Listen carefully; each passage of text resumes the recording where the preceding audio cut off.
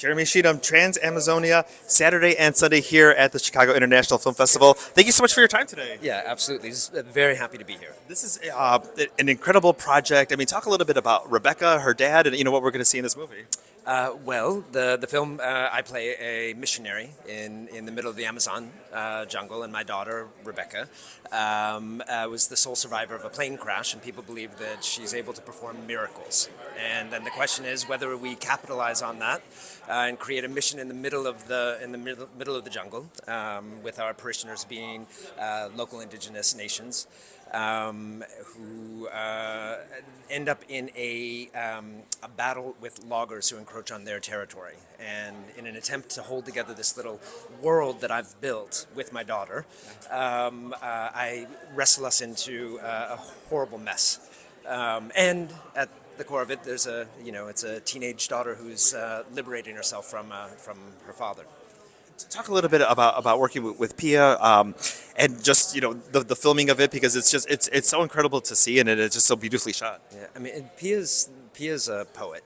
She's at her heart and soul. She's a poet with a very dark sensibility, who loves Brian De Palma. And and I think that it's a real influence for her. She also, I think, Pia's incredibly smart. She's worked on this project for over 8 years to get it off the ground under very challenging circumstances, and she was able to manage to do this. As an actor working with Pia, she's a dream. She is somebody who is incredibly attuned to authenticity, to a sense of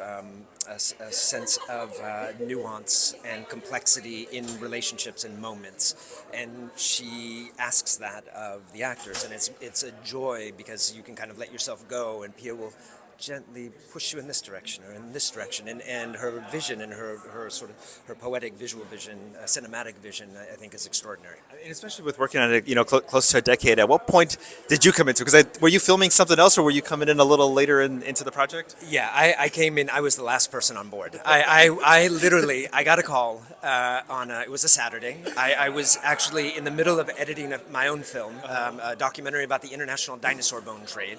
I had a Saturday off. I was unbelievably happy. I got up to make pancakes for the whole family. I turned my phone on, and suddenly there were 25 messages from Brazil and France. I thought I had been hacked until I saw that there was one message from a cinematographer, or rather a sound engineer who I know, who was on the project. Yeah. And he told me to pay attention to this. This is real. And I then read the script. I fell in love with it and fell in love with the character.